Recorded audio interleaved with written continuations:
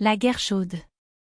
Les offensives pour faire passer l'Occident pour le grand méchant Satan sont de plus en plus nombreuses, rien ne lui est épargné, son passé colonialiste, le transport d'esclaves que des tribus autochtones capturaient pour avoir la suprématie sur un territoire, le pillage des ressources naturelles qui étaient ignorées de ses habitants, l'exportation du développement économique, politique, scientifique, technologique et moral de la religion, tout n'a pas été parfait, certaines actions sont très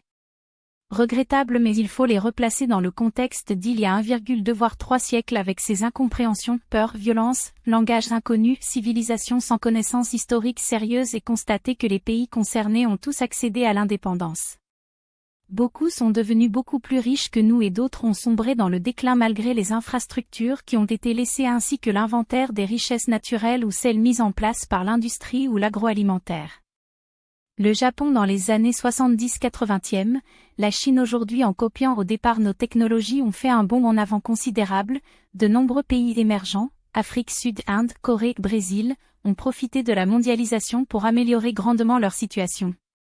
Le résultat c'est qu'au niveau planétaire la pauvreté a fortement régressé en occasionnant de nombreuses difficultés dans les pays occidentaux en cassant le niveau élevé de la production de richesses.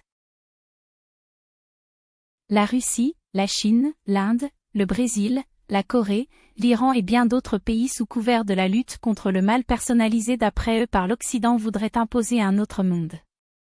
Que propose-t-il ? Essentiellement dominer le monde, accaparer les richesses naturelles d'Afrique et de partout où elles se situent, l'Arctique, l'Antarctique, régler les conflits par la guerre, la violence illimitée, les rapports de force en investissant massivement les richesses produites par un peuple qui n'en voit pas la couleur dans l'armement, s'affranchir des règles écologiques, du droit international, assouplir les règles morales du commerce international parce qu'il n'y a pas de petits profits et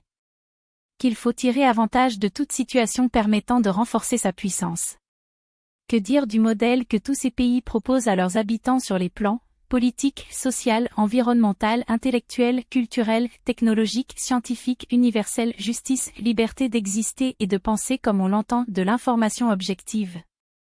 Plus que jamais, c'est l'écoute, la compréhension, le dialogue, l'échange, la recherche de solutions pour des problèmes bien identifiés, la diplomatie, la coopération planétaire, la libération des esprits englués dans le passé étriqué alors que l'avenir est un champ beaucoup plus vaste de possibilités gagnantes pour tout le monde.